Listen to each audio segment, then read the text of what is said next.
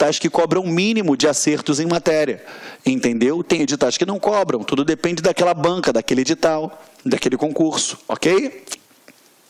O prazo de validade do concurso. Lembrando, tá? Vou colocar o prazo trazido pela Constituição Federal. O prazo de validade, ele será de até 2 anos,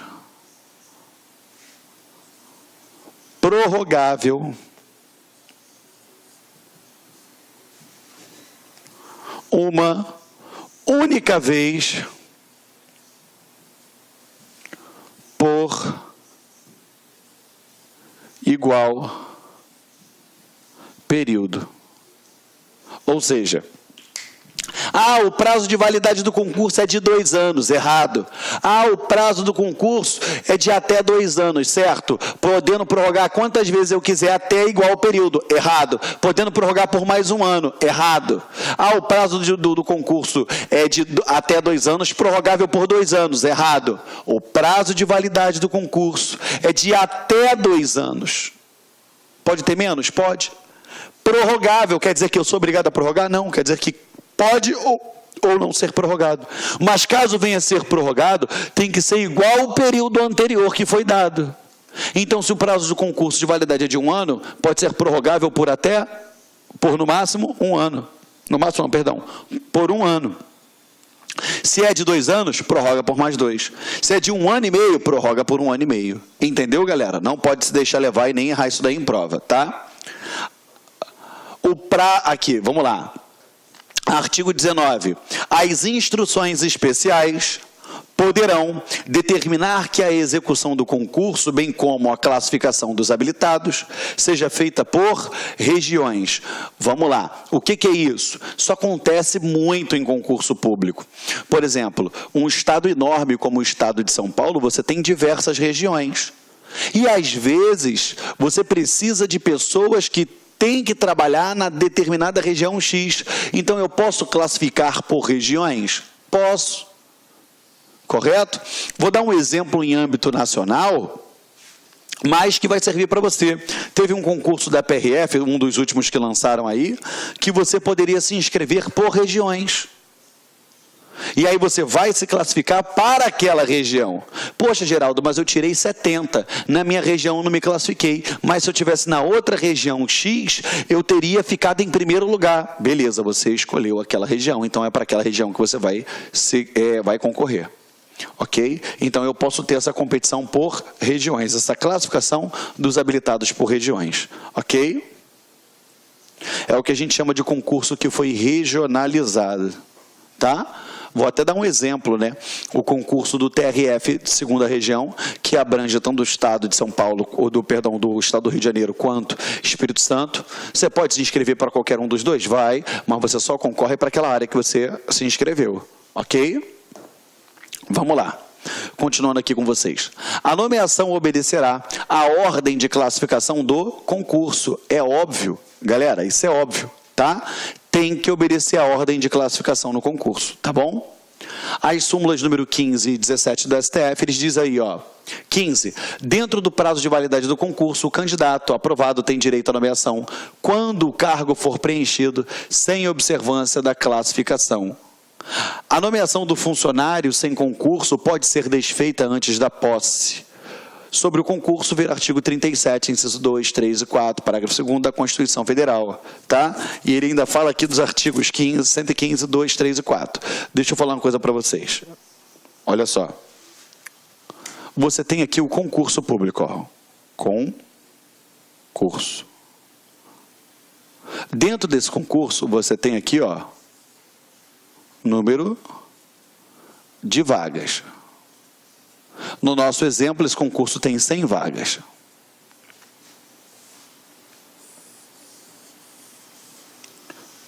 Aqui eu tenho o número 1, 2, 3, 4, 5, 6, 7, 8, 9, 10, até o colocado no que está na 100ª colocação. Todos esses que foram aprovados aqui dentro, todos esses, eles aqui, esses daqui, terão o quê? Direito líquido e certo a nomeação / posse. Foi? Todos esses terão direito líquido certo à nomeação e à posse. Ah, Geraldo, e o cara que foi aprovado fora do número de vagas? É o 101, 102, 103. Esses carinhas aqui, eles possuem a chamada mera expectativa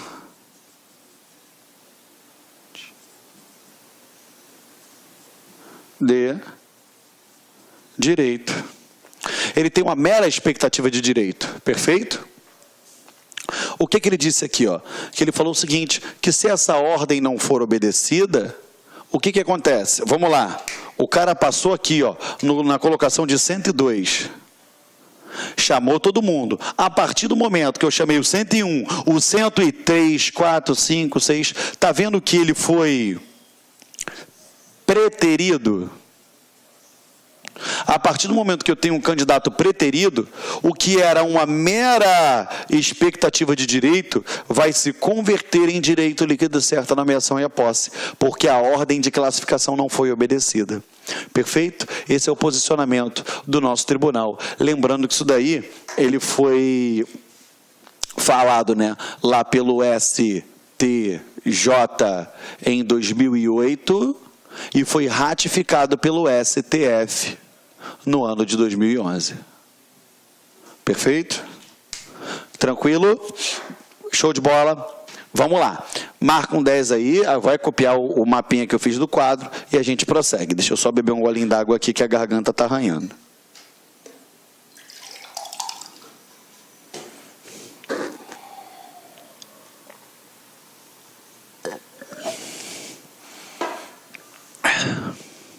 Vou apagar.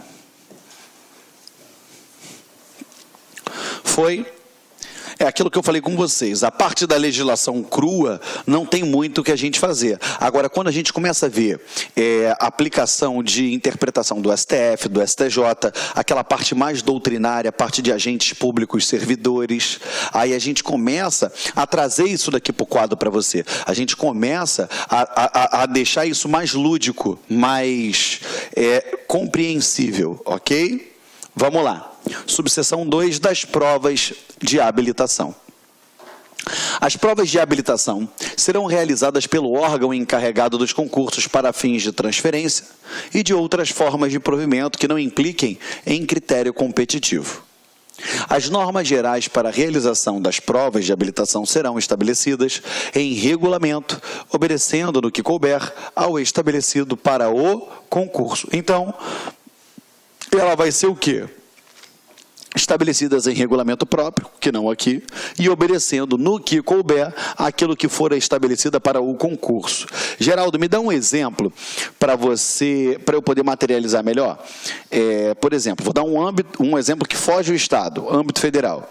Quando você faz o concurso, por exemplo, da Polícia Federal, você, lá no finalzinho do curso de formação, dependendo da sua qualificação, você vai escolher o local que você vai.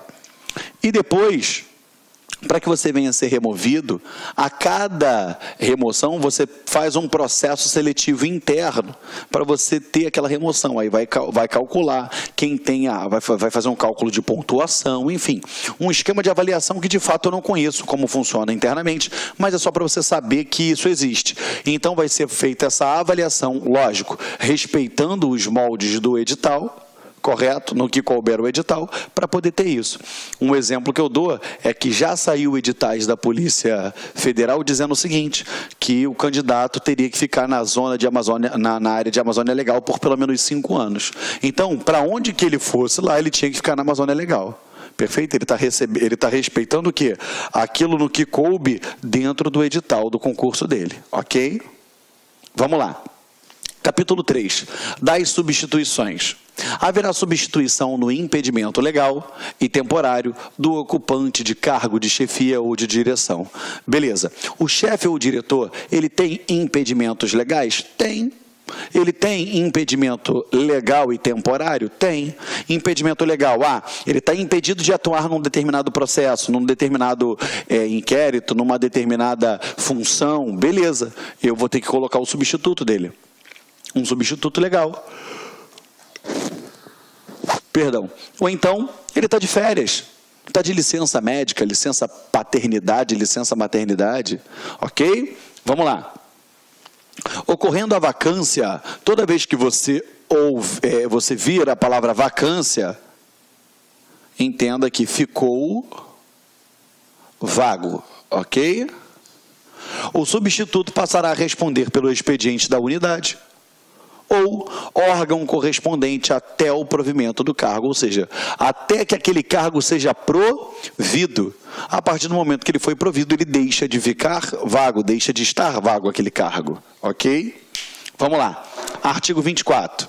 A substituição que recairá sempre em funcionário público, quando não for automática, dependerá da expedição de ato de autoridade competente. Então, vamos lá.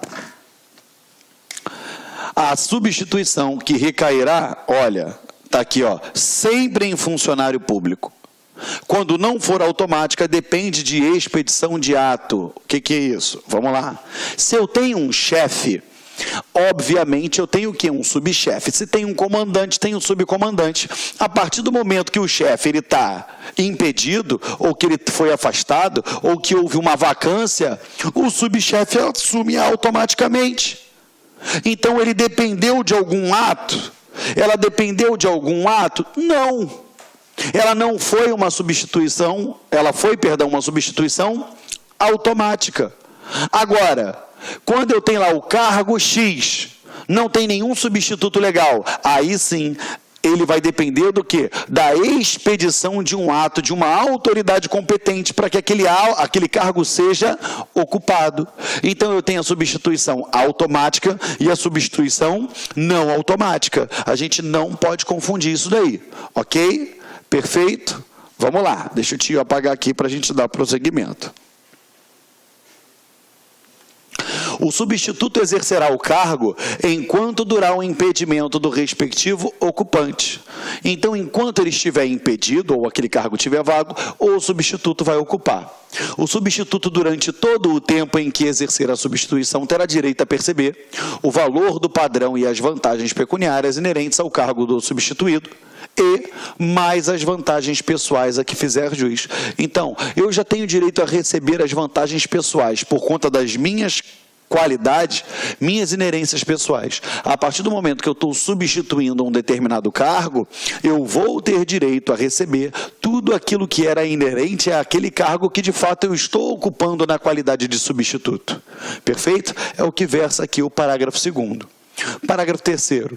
O substituto perderá, durante o tempo da substituição, o vencimento ou a remuneração e demais vantagens pecuniárias inerentes ao seu cargo, se o pelo mesmo não optar. É óbvio, eu ganho minha grana do meu cargo, eu estou substituindo em outro, vou receber por esse outro.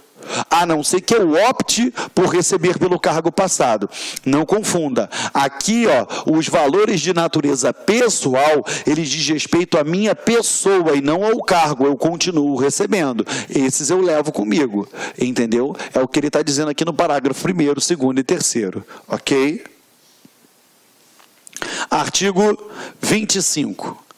Exclusivamente para atender à necessidade de serviço, os tesoureiros, caixas e outros funcionários que tenham valores sob sua guarda, em caso de impedimento, serão substituídos por funcionários de sua confiança, que indicarem, respondendo à sua fiança pela gestão do substituto. Ou seja, se tem algo que envolva grana, dinheiro em caixa, movimentação pecuniária, quem vai indicar não é uma autoridade competente, mas a própria autoridade que está sendo substituída vai indicar alguém da sua confiança, ok? E responde com a sua fiança. Por quê? Existem alguns cargos que, quando eles vão ser ocupados, eles exigem o depósito de uma garantia, de uma fiança. Perfeito? Lógico, porque se tiver algum problema, algum desvio, alguma malversação de verbas, alguma falha, vai ser descontado do valor daquela fiança. Por isso que responde, aqui ó, respondendo a sua fiança pela gestão do substituto. Parágrafo único. Feita a indicação por escrito ao chefe da repartição ou do serviço, este proporá a expedição do ato de designação, aplicando-se ao substituto a partir da data em que assumir as funções do cargo, o disposto nos parágrafos 1º e 2º do artigo 24. Perfeito? Foi? Vamos lá. O funcionário poderá ser transferido de um para outro cargo de provimento efetivo. As transferências serão feitas a pedido do funcionário ou ex officio, atendido sempre à conveniência do serviço e os requisitos necessários ao provimento do cargo. A transferência será feita para o cargo do mesmo padrão de vencimento ou igual remuneração, ressalvados os cargos de transferência a pedido em que o vencimento ou a remuneração poderá ser inferior. Vou ler só mais um aqui para comentar com você, tá? A transferência por permuta processará a requerimento de ambos os interessados de acordo com o prescrito no capítulo. Vamos lá. Galera, aqui a gente tem uma celeuma muito importante. Por quê? Transferência, ela foi dada pela Constituição como inconstitucional, que é diferente de remoção. E aí a gente começa a trabalhar isso aqui. Olha só. Eu tenho a remoção, que é diferente da transferência. Perfeito? Você lembra que ele fala aqui na transferência, que ele vai para outro cargo e blá, blá, blá, blá, blá, blá? Cuidado. Exemplo, Geraldo, eu trabalho no TJ de São Paulo. Beleza. Você trabalha na capital.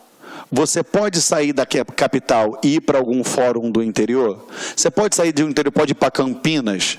Você pode ir para qualquer outra cidade? Pode. A remoção é o deslocamento dentro do mesmo quadro, no âmbito interno. Ao passo que a transferência, aqui ó, ele continua aqui ó, é o mesmo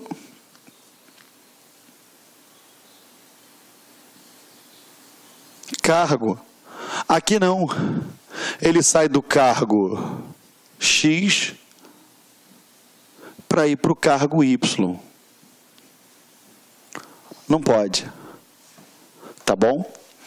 Então, isso eu digo para você, cuidado, tá bom? Transferência é inconstitucional. O correto, quando o servidor sai de uma unidade e vai para outra, é remoção. A transferência era o seguinte: eu enjoei de trabalhar no Corpo de Bombeiros Militar e quero ir para a Polícia Militar. Aí eu me transferia para a Polícia Militar. Antes isso era possível, hoje não mais.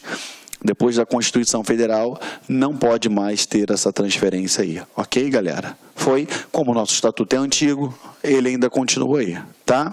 Cuidado, tá bom? Não vamos dar mole. Aqui, ó. Da reintegração.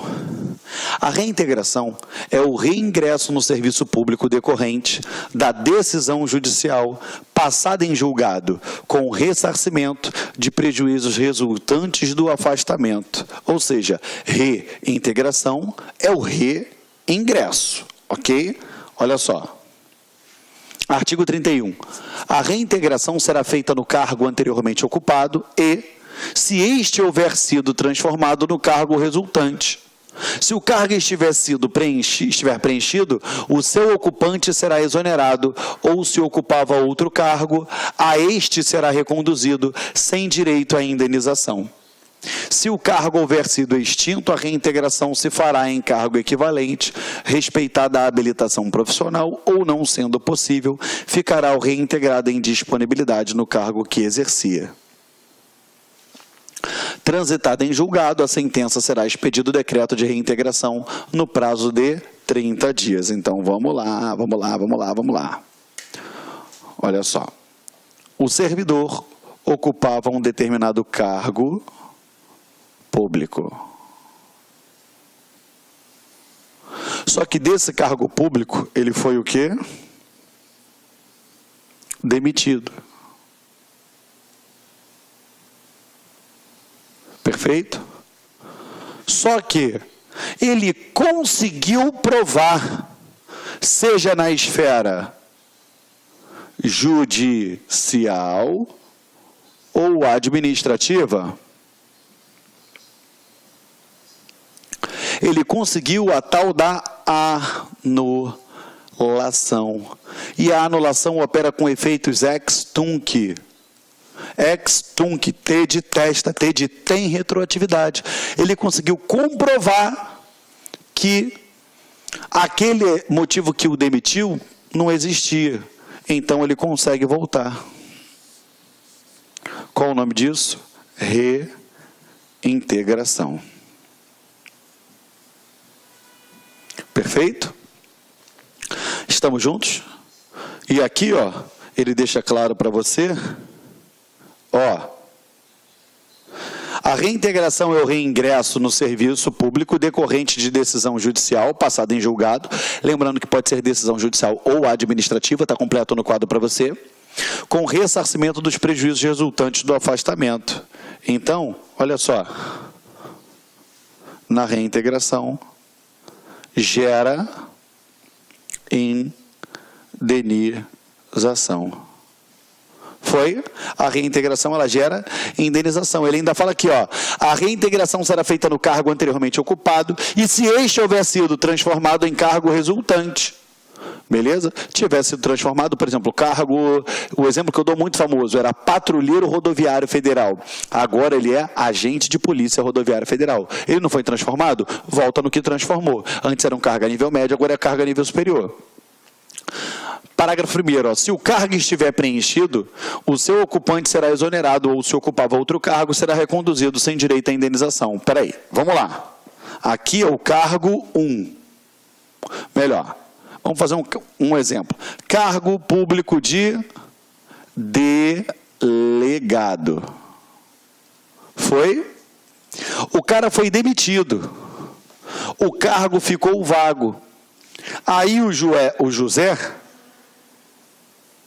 fez concurso público para esse cargo de delegado e passou. Ele é o chamado eventual ocupante. Por ele ser o eventual ocupante, o que vai acontecer? Houve a reintegração. O cara que está voltando vai falar assim, ei José, você ocupava outro cargo? Se ele falar assim, eu ocupava, eu era merendeiro do Estado, merendeiro. O que vai acontecer? Ele vai ser reconduzido ao cargo anterior. Mas na reintegração gera indenização? Gera. E na recondução, você já viu aí que não gera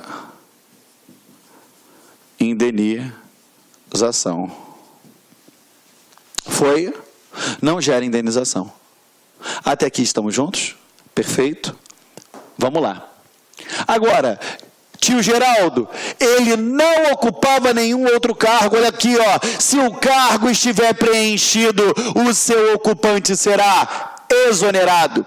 Ou se ocupava outro cargo, este será reconduzido sem direito à indenização. Ele ocupava outro cargo, ele deixa de ser delegado e vai ser o quê? Merendeiro.